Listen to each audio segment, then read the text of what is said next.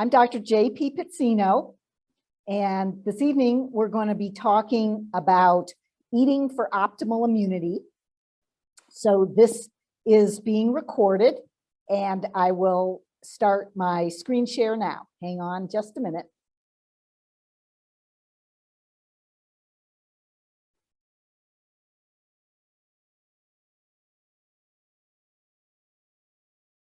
So welcome.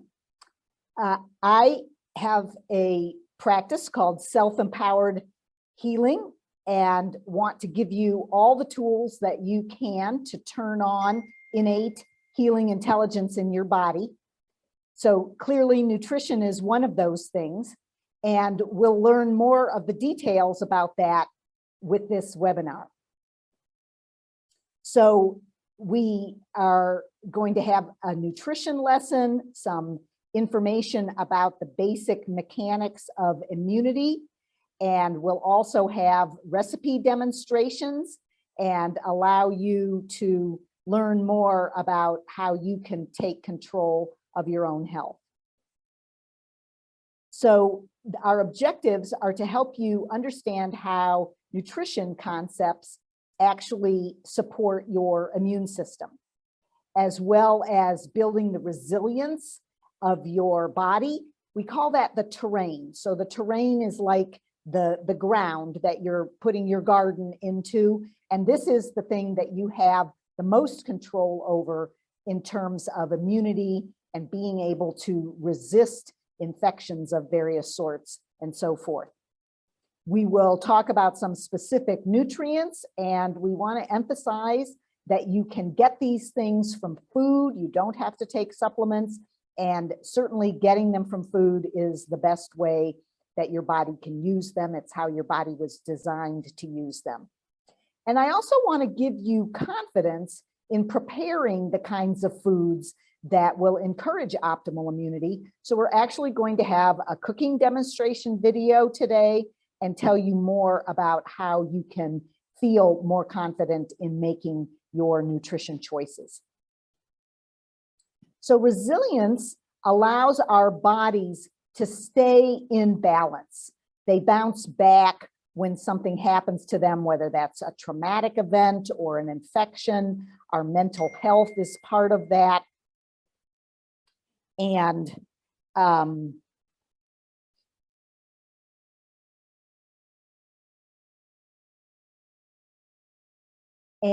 our brains and our immune system work very closely together. So the biggest part of the immune system is found in the gut. Over 2/3 of your immune system actually is in the gut. This is in part from the trillions of microorganisms, bacteria, viruses, protozoa, yeasts, and fungi, and so forth, that make up the gut microbiome. And we have to create a home that healthy, friendly microorganisms want to stay in, and the other kind, the unfriendlies, don't want to be there. So that's a big part of what we're talking about here in how you can eat for optimal immunity. There are quite a few diseases that are associated with an altered microbiome. You can see here everything from acne to obesity.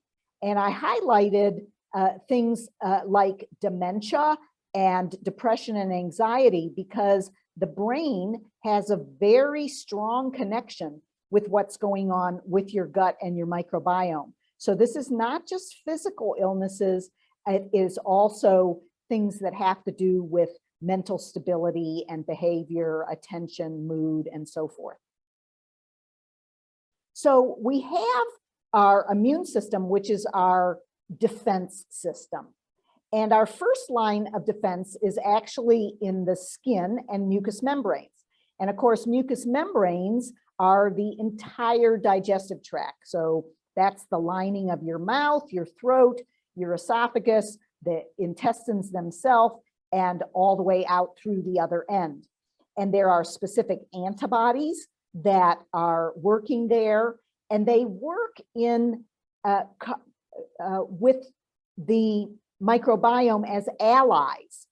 Our saliva is part of it, mucus is part of it, even the lining of your lungs, your nose, your eyes, all of those have fluids that help to protect us and defend against various invaders.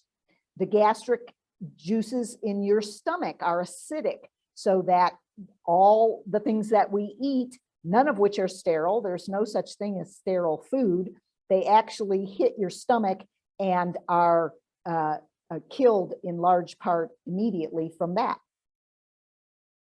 This is one of the issues when we talk about things like probiotics, about whether they will even get beyond that acid in your stomach. And we'll talk about that a little bit more.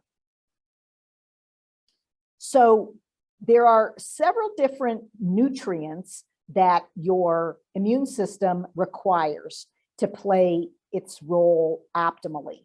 And it's not just what we eat, but whether we are able to extract that nutrition from the food. So yes, you want to pick the best quality food that you can, and we have to make sure that you have a good functioning digestive system. So that can mean, do you have enough enzymes and acid to break down the food? Is your small intestine actually able to sort out these various nutrients which have specific receptors to draw them into your bloodstream? And then is your blood able to distribute that throughout your whole body? And can it get into the cells where it can be utilized and activated? And today we're going to concentrate especially on those nutrients, the vitamins and minerals and nutrients that are specifically related to immunity, particularly immunity to viruses, which I know is on everyone's mind these days. And so that's the things that you see here, and we'll tell you more about specifically how to get those. Again, we want to get these from the things we eat first. That's the way nature intended for us to do that. And they tend to be more bioavailable. That means that they are able to be absorbed by your system when they come out of food, rather than something that's in a pill or a capsule. So we have two different kinds of immune responses. The innate immune response is the first responder. So this is when your immune system recognizes that there is something going on. So for instance, if we had a burglar in our house, the innate immune system would say, I know there's a burglar, there's somebody that's not supposed to be there in the kitchen. And in a moment, we're going to talk about the adaptive immune system, which says things like, he's 6 feet tall and has a knife in his hand. So it's much more specific. The innate immune response is just saying something's wrong. And this is often associated with the things we think of as being sick. We think our symptoms are what's wrong, but the symptoms are actually the response of your body. So for instance, if you had a serious immune disease like HIV, or you are taking immune suppressing chemotherapy or prednisone, things like that, then your body might not react at all, which actually is not a good thing, because then that allows the pathogens to get inside. And so if we suppress symptoms such as a runny nose or a cough or diarrhea, we may actually be limiting the body's ability to try to get rid of that invader. So this is one reason why I'm not a big fan of using antihistamines and cough medicines and pain medicines and so forth that are sold over the counter, because they're basically designed to suppress symptoms rather than allowing our bodies to do their best in kicking that thing out. So the second part of the immune system, as I mentioned, is the adaptive immune response. And this is something you're hearing lots about these days. This is the very specific ability of the immune system to define what is it specifically that is causing the problem. So for instance, we have our typical virus, and you've probably heard about the rapid antigen tests. So that is the thing that is the trigger that the body recognizes is the antigen that is presented by the virus. And then we have antibodies, which is our body's response to making that something that will kill the virus. And so this is what our vaccines are supposed to help us do, is make antibodies. So that is all related to the adaptive immune system. And just as the vaccines are very specific for which kind of virus they work for, that is how specific the adaptive immune response is. So I mentioned that 2/3 of your immune system is in your gut. These are called the gut-associated lymphoid tissue, or GALT for short. And this is the home of where all of those critters in our microbiome live. And this is what we want to do, is to make, again, a home that is good for the friendlies and not welcoming to those unfriendlies. And we can really do a lot with what we eat to determine whether we have that healthy GALT tissue or not. So those micronutrients and that lining of the intestine itself has a lot to do with whether or not you can break your food down and extract that nutrition from it or not. And for instance, when we're sick, we may need a lot more of certain nutrients than what we ordinarily need. And this is where sometimes we might need to take a supplement or something during the time of the actual illness, because it's almost impossible to get those amounts from eating food. So for instance, vitamin C is a typical thing that you might need 200 times the usual amount of vitamin C than you ordinarily need if you have an active virus in your body. So this is more than drinking a cup of orange juice, because the cup of orange juice might have 60 milligrams of vitamin C in it, and maybe you need 10,000 milligrams to actually get a virus under control. And so that is a difference between maintaining the system and treating a specific disease.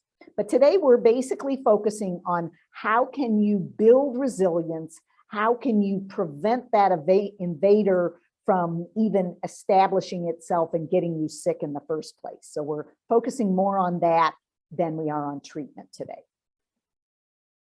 So the bottom line of what you're going to hear about has to do with the proportions of what you eat in your diet.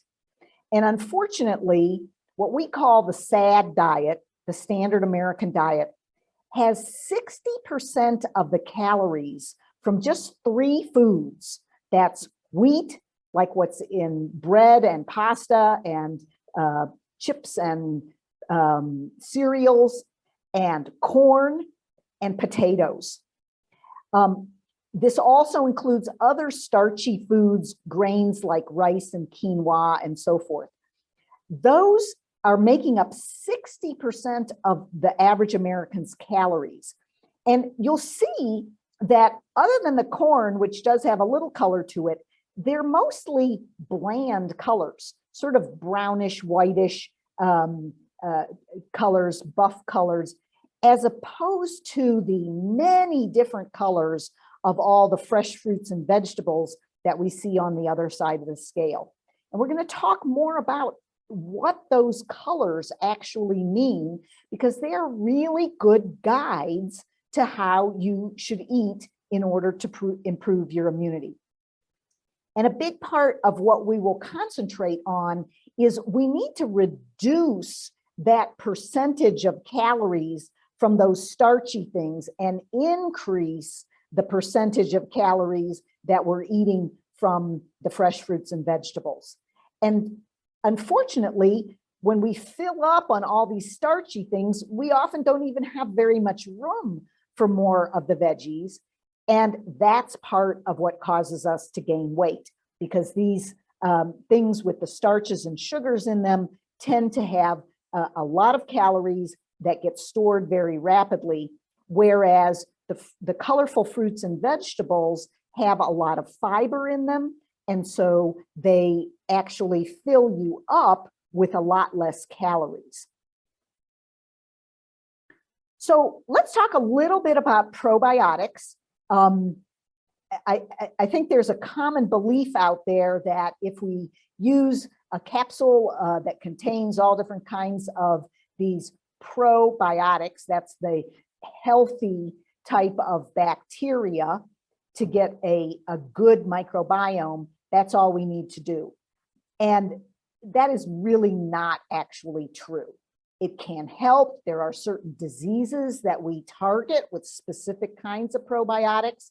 But again, what we want to do is create an environment that will promote those things growing.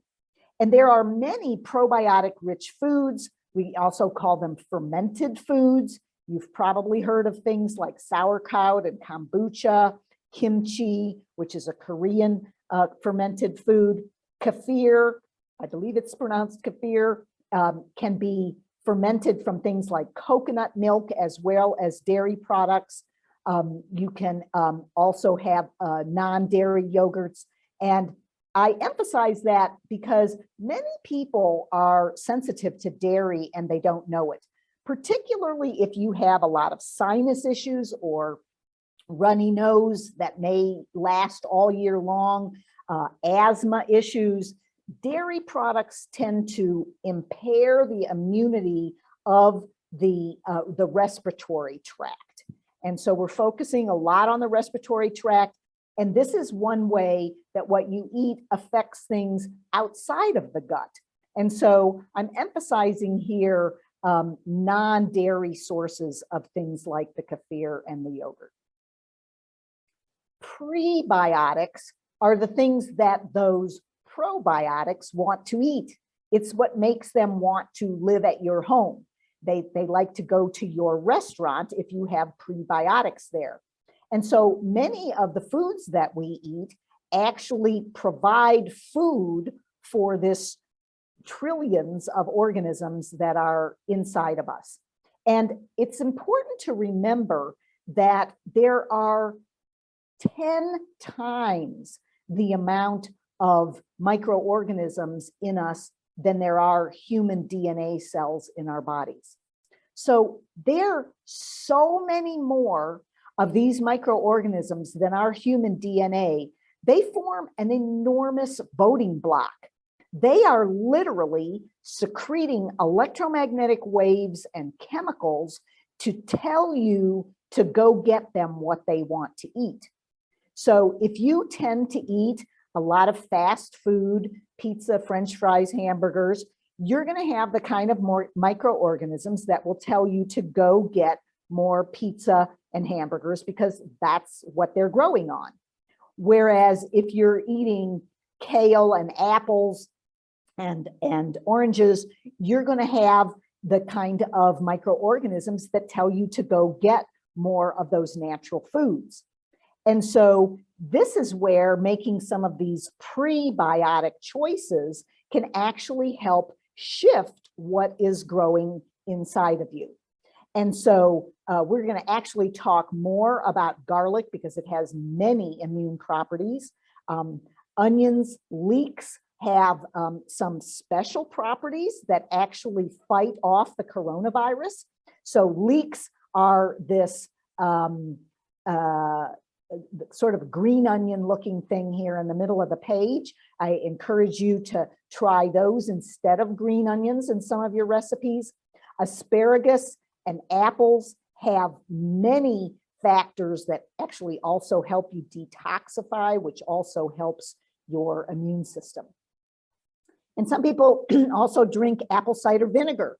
And that's a little bit more technical issue. Not everybody should or could drink apple cider vinegar. And so I recommend that you work with your health professional to determine if that's the right thing for you. One of the things that I can recommend for almost everyone is bone broth, because it is one of the most healing things that you can do for your intestines, especially if you're sick. Bone broth is a great idea while you're sick. If you have any specific intestinal issues, irritable bowel syndrome, inflammatory bowel disease like Crohn's or ulcerative colitis, anything going on with your gut, you would really want to try some bone broth. And one of the things for people watching this webinar is we have an easy bone broth recipe on our website under our members site. And I'll tell you at the end how you can gain access to that. But this is something that you can make at home.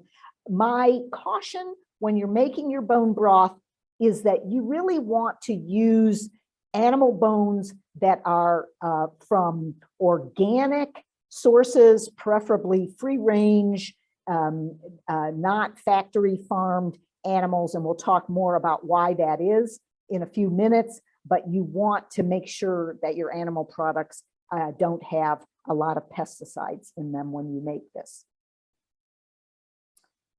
Vitamin D is probably one of our most important antiviral, antimicrobial, and helpful for making hormones. That's what pro-hormone means.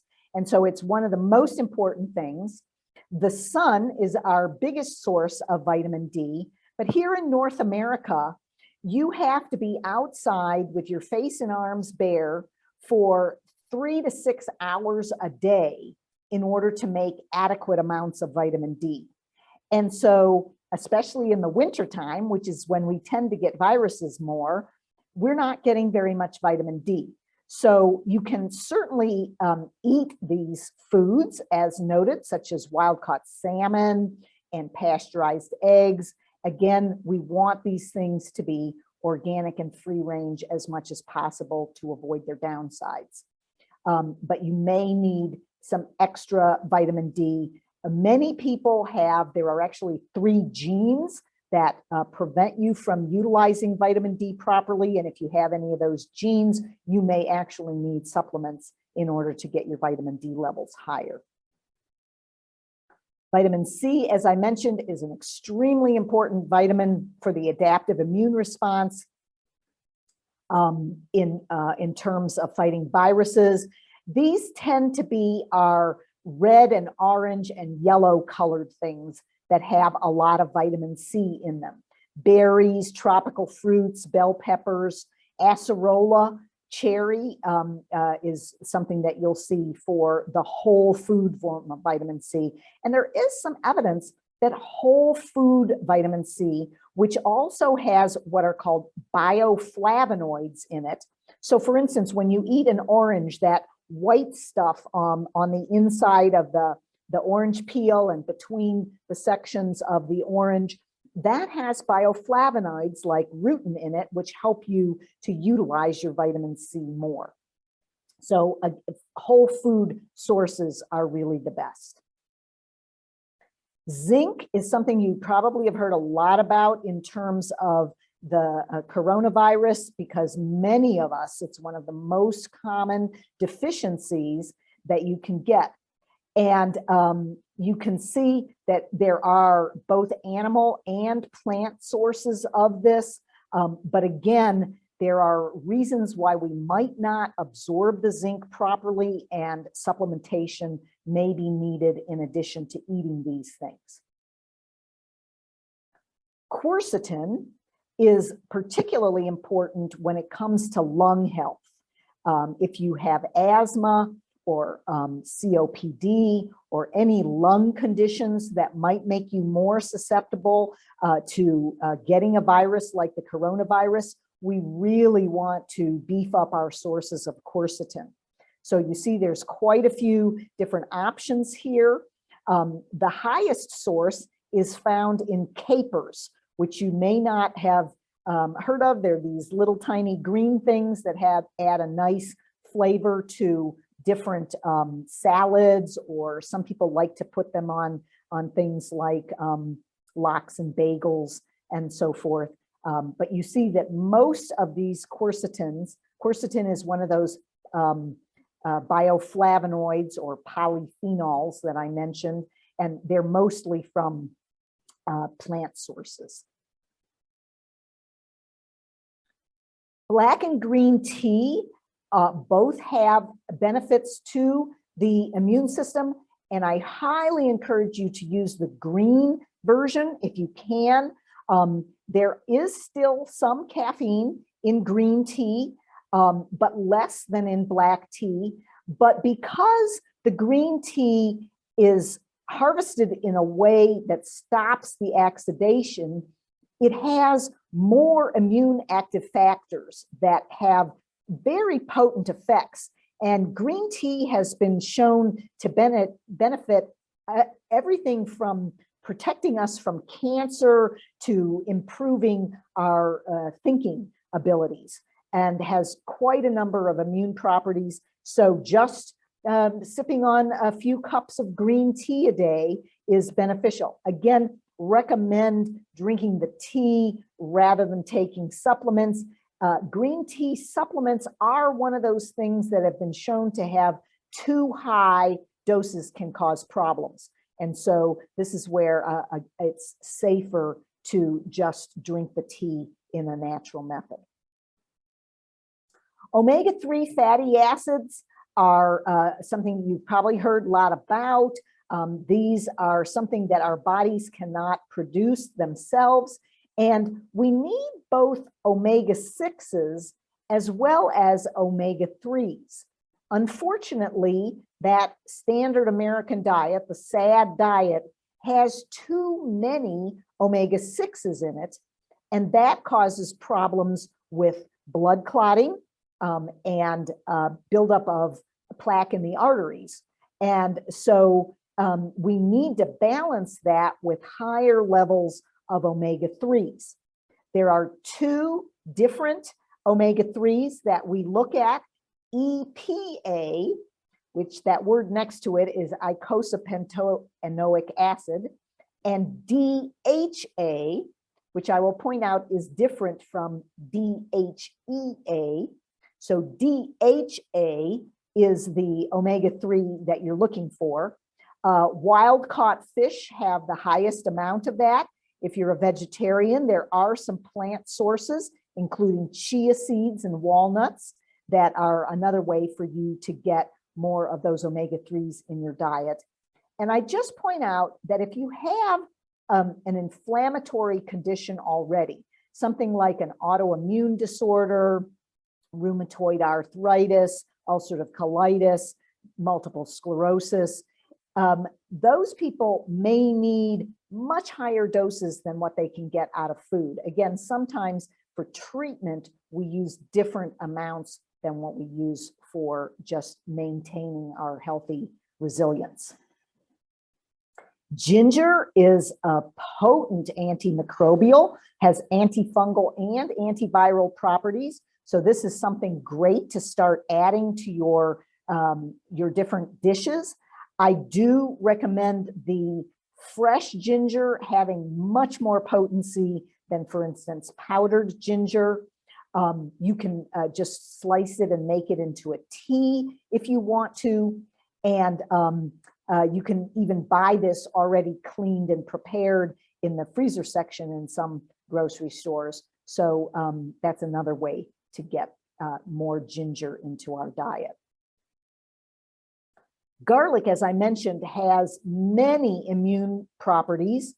And so adding garlic, fresh garlic, again, more potent to your diet is another way to help beef up your immune system. And if you actually get sick with a viral illness, I recommend that you crush or mince some fresh garlic and actually eat it or just swallow it quickly with some water. Obviously, it's not going to give you great smelling breath, but just eating that fresh garlic 3 times a day can be a treatment for viral illnesses. Now, there's a note here on the corner of the slide. If you're taking blood thinners, insulin, or protease inhibitors, which might be like for HIV, then you need to watch certain things and the amounts that you use them in, because they can affect those medications. Several of the things that we think of as herbs for flavoring actually have really good antimicrobial effects, particularly oregano and lemon balm and sage. So these are all great things to add to your taste choices. I mentioned here some herbal adaptogens, which actually help with immune resilience. And these, most of these are actually not foods, but we can eat them or use them as supplements. The medicinal mushrooms, particularly the reishi mushroom, actually are tasty, however. And so some of those you can simply cook. Shiitake mushrooms are another one that have very good adaptogenic benefits. Again, certain medications may not be beneficial here with these, and so you may need to consult your healthcare practitioner if you're on certain medications. I do just want to let you know, because I use these adaptogens with people all the time to help them build their resilience, to support the adrenal glands. Most of these have very big adrenal support issues. And I have created on our website, the selfempoweredhealing.net, if you go to the products page and click the Wellevate button, you can sign in there and see all different kinds of vetted, curated supplements that I have specifically designed for treating COVID-19. We can talk more about using them for other conditions such as adrenal issues and so forth. So let's talk also about other lifestyle practices that have a big effect on your immune system. Hydration is key. I have 3 rules for everyone. These are non-negotiables. It doesn't matter what health issues you are talking about, but we have to do these 3 things. The first is that you have to drink about half your weight in ounces of water every day. And that's just water, because things that have bubbles in them, things that have caffeine in them, things that have sugars in them, like fruit juices, they all pull water out of your body. So those don't count for that half your body weight in ounces. If you're overweight, we're really talking about your lean body weight. So for most people, this runs 2 to 2.5 quarts of water a day. If you're not drinking that now, this is the #1 thing that you can do to help your system become more resilient. All of the chemical processes that are going on in our bodies need to be in soup. They have to have that liquid so that the chemicals can get all mixed up. And so this is why we have to drink plenty of water. The #2 thing is sleep. Sleep is where our immune systems are most active. Sleep is not optional. Sleep is really where the things happen. Why do we want to sleep more when we're sick? The most common symptom that I see with people having COVID-19 is that they feel very tired. So the body is saying it needs more rest. And we all need minimum 6 to 7 hours a night in order to activate our immune systems properly. And those 2 things also lead us to that #3 thing that I require, which isn't on this slide, but that is you have to move your bowels every day. You have to have enough water, you have to get good sleep, and all the other things that we talked about today in terms of your intestines have everything to do with eliminating those toxins that we don't need. We have to get rid of them every day. If we don't get rid of them, then they're there wreaking havoc. So those are our 3 non-negotiables. Make sure we're well hydrated, get enough sleep, and move your bowels every day. Deep breathing is exceptionally important. You know, many of us are sort of bent over computers all day long, which is collapsing the lungs. We need to stop, take a break, set a timer if you need to open up, pull your shoulders back, take some big deep breaths in and out, particularly if you have a lot of stress. There's very good evidence showing just taking some big deep breaths in and slow, long, deep breaths out really can help reduce stress. I recommend what is called 4-7-8 breathing. You can just do this a few times a day where you breathe into the count of 4, hold it to the count of 7 to open up all of those alveoli in your lungs, and then breathe out to the count of 8 to allow us again to get rid of all of the carbon dioxide and the things that we don't need. Physical activity is exceptionally important.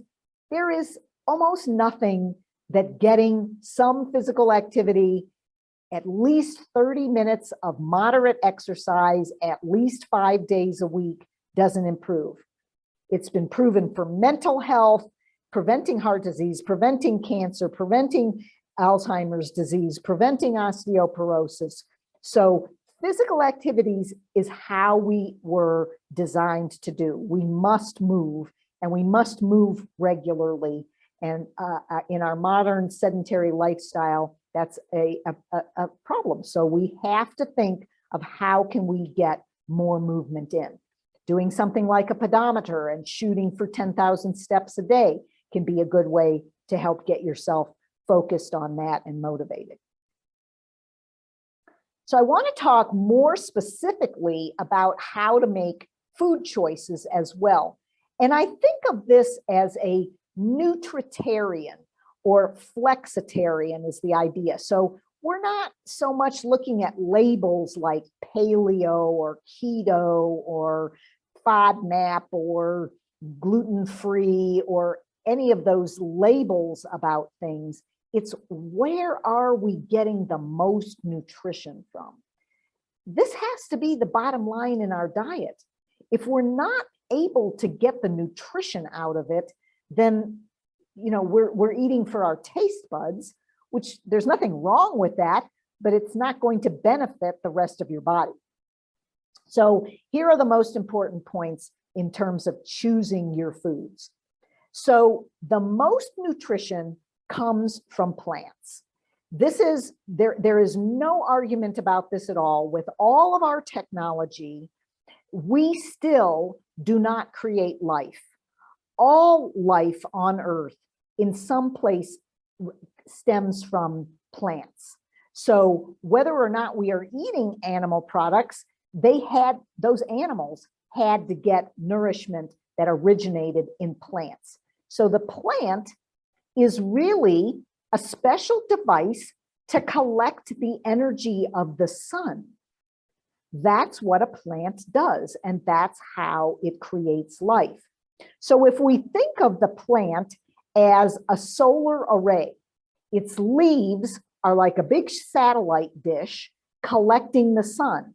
So the leaves, particularly leafy greens, such as collard, kale, watercress, those dark green leafies like spinach, those are the most nutritious foods you can eat. You want to be filling up your plate with that at least once a day, because that's where the nutrition comes from. Eating them raw, like in salads, is even better because then they still have many of the enzymes needed to actually turn that into energy in your body.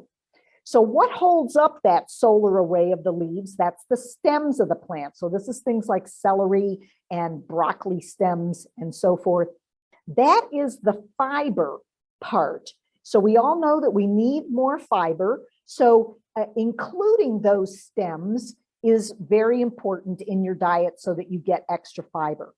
Also, things like celery have various kinds of minerals in them. Again, minerals like rocks are firm and help us to build firm bones and strong tissues.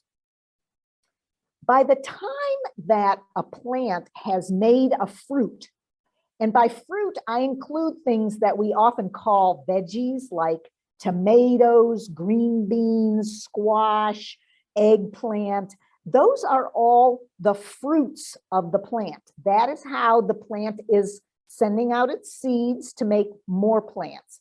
And so the plant has to use up a certain amount of energy in order to create that fruit. So while fruits often have many colors in them that we need, and we do want to get those fruits and those veggie kinds of fruits, it doesn't have quite as much nutrition in it as the leaves and stems did. The roots of the plant, root vegetables such as potatoes, yams, beets, carrots, that is where the plant stores its energy. So it puts that energy that it's collected from the sun and stores it down in the roots. So root vegetables are wonderful, and many of them have great properties, particularly carrots and beets, the colored ones, more than the uncolored ones like white potatoes.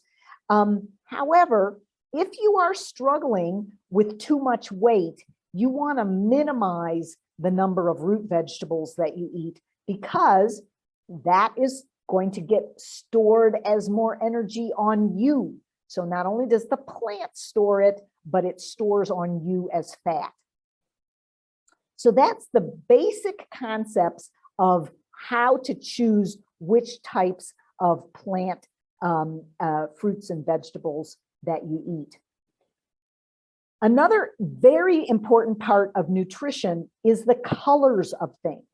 These represent phytonutrients. That's that word, P-H-Y-T-O, nutrients, that are micronutrients. So it's not the three macronutrients, proteins, carbohydrates, and fats, but micronutrients, which are those minerals, vitamins, and other things that we talked about, like quercetin and the compounds in green tea.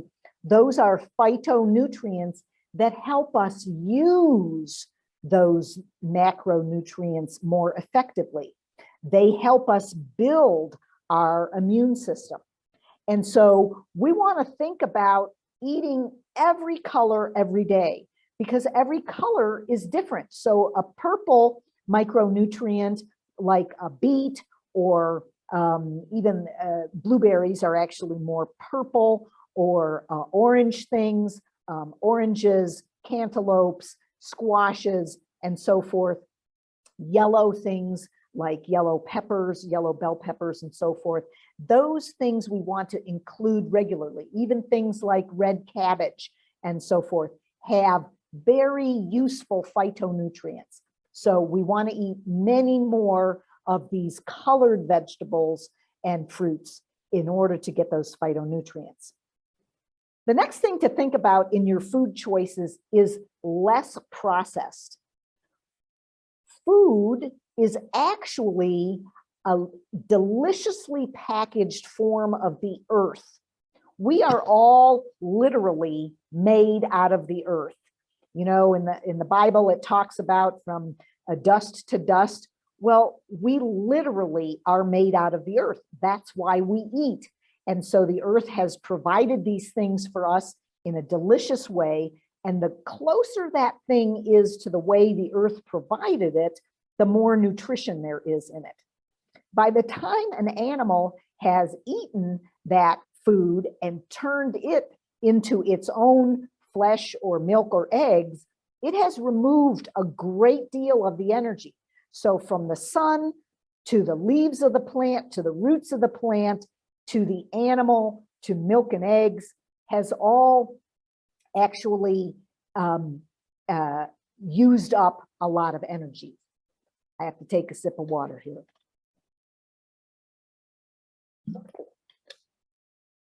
Got to get that water in. All processing even cooking actually removes some nutrients. Now, that's not necessarily bad because often we need the cooking to break things down so that we can actually eat them and absorb them.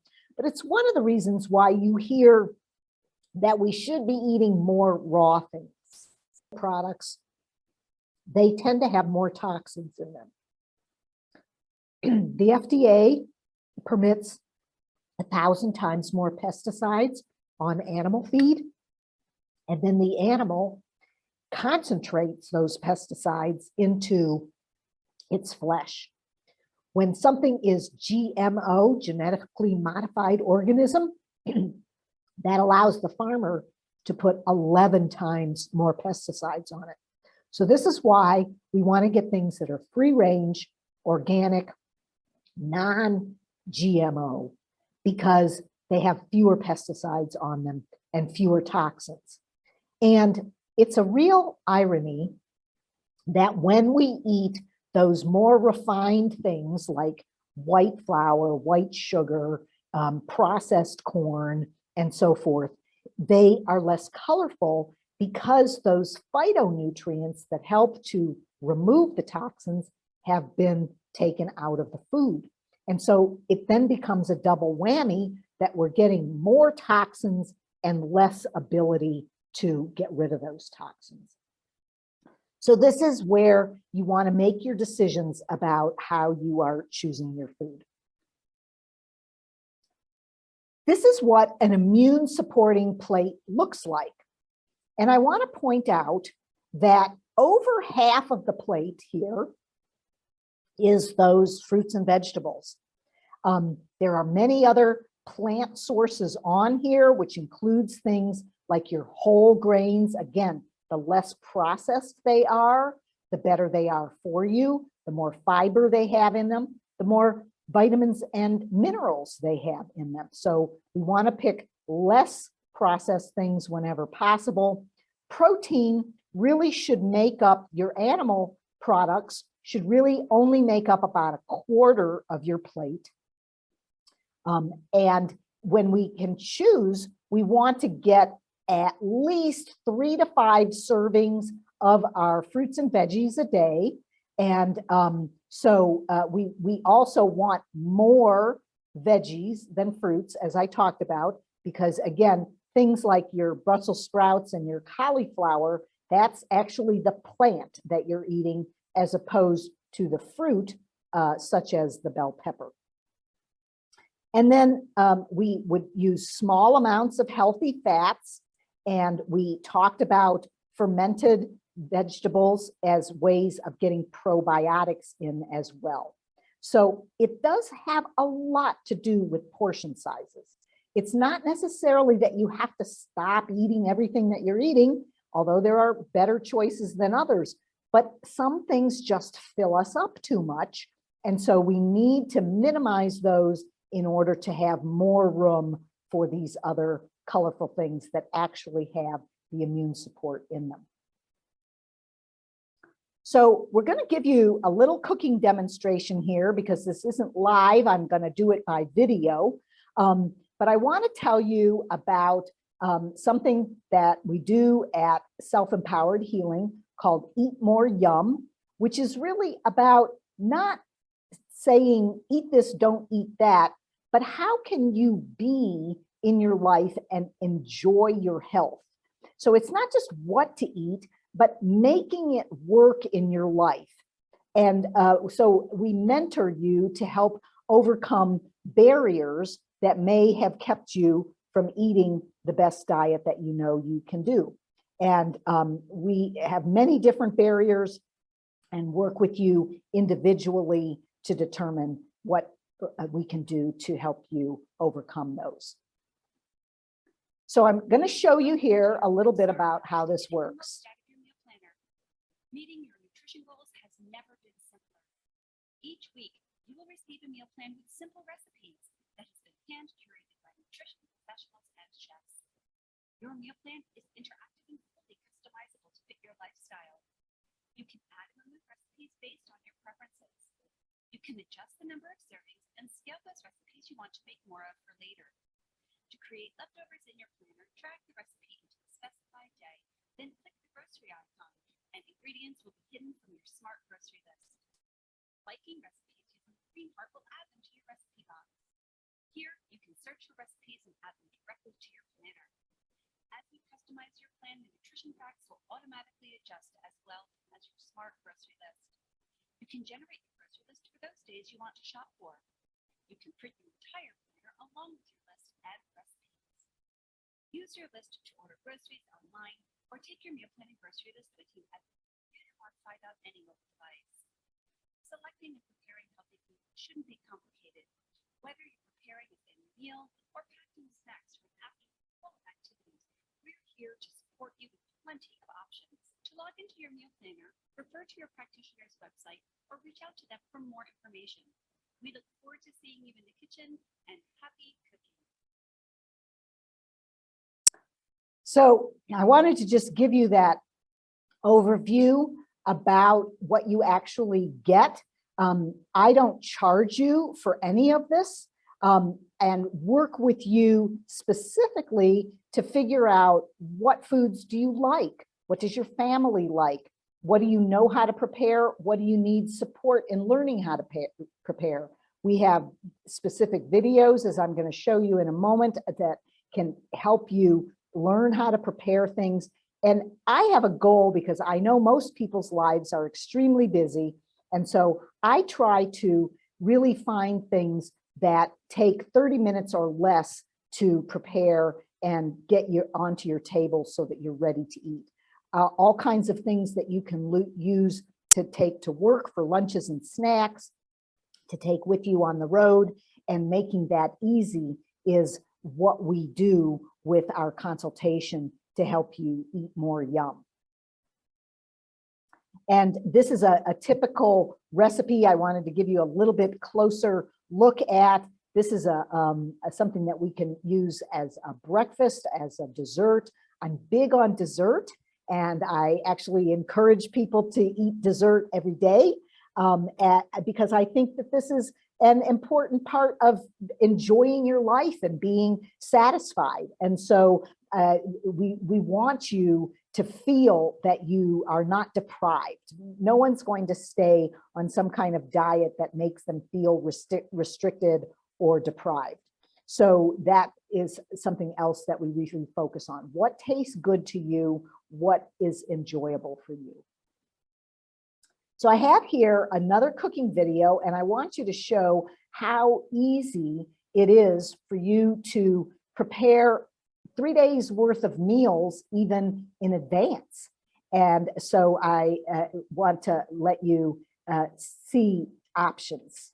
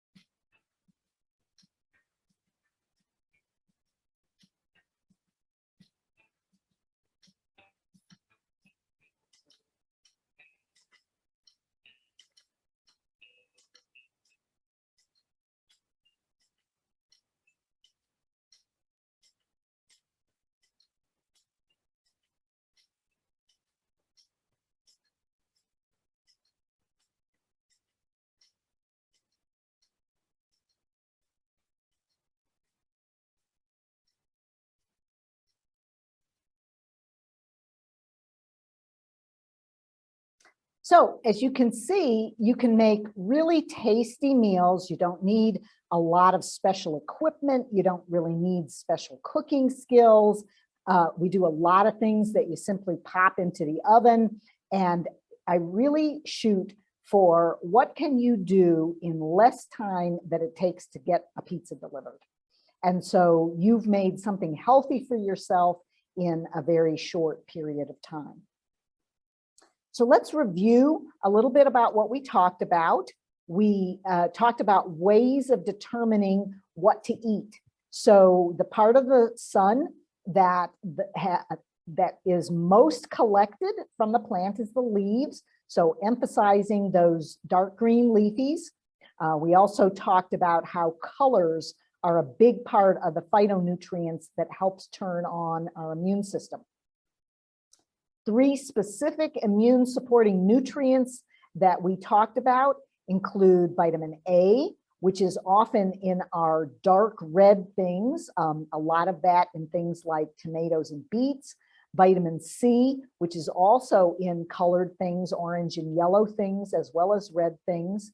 And we also talked about quercetin, which comes from things like garlic and nuts.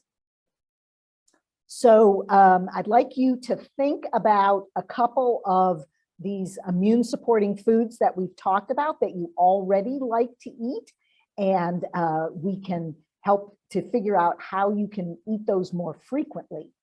And also think about, what are your barriers? What keeps you from being consistent with your diet? Is it travel? Do you eat out a lot because of friends or family obligations or work obligations? So we also need to figure out, how can you make choices from restaurants that will help you get more of these immune supporting benefits in your lifestyle. So one of the things that we do in our Eat More Yum consultation is help you to set SMART goals. We want to start with helping you figure out, do you need a specific diet? Do you have, are you trying to lose weight? Do you have diabetes? Do you have an autoimmune disease? There are different things that we would recommend for each of those. And so we want to make that as specific to you as possible. And then how is it measurable? Is it making changes? Is it actually lowering your cholesterol? Do we need to monitor that to figure that out? And as I mentioned, how can we make it work for your busy lifestyle? There is so much information on the internet and books and so forth that many people feel overwhelmed. There's a lot of contradictory information, and I really want to help you sort through that. And especially, I can help you have an accountability partner. Often knowing that there is somebody that really cares whether you are able to do the things that you want to do, that the goals that you're setting for yourself, helps to keep you on track. And if you run up against barriers, that helps you to identify how to get around those. So this is the way we set SMART goals and help you actually achieve them. So Eat More Yum is an expert nutrition consultation prescribed for your specific health conditions. And you get 3 one-hour visits, and we spread those out over a number of weeks so that you have plenty of time to make these changes. We know that lifestyle change doesn't necessarily occur overnight, and you would get specific guidance on things like weight loss. Some people actually need to gain weight. We do detoxify, which can be very important for things like before or after cancer treatment. Some people need specific immune issues like low FODMAP or low histamine. Those are both immune issues.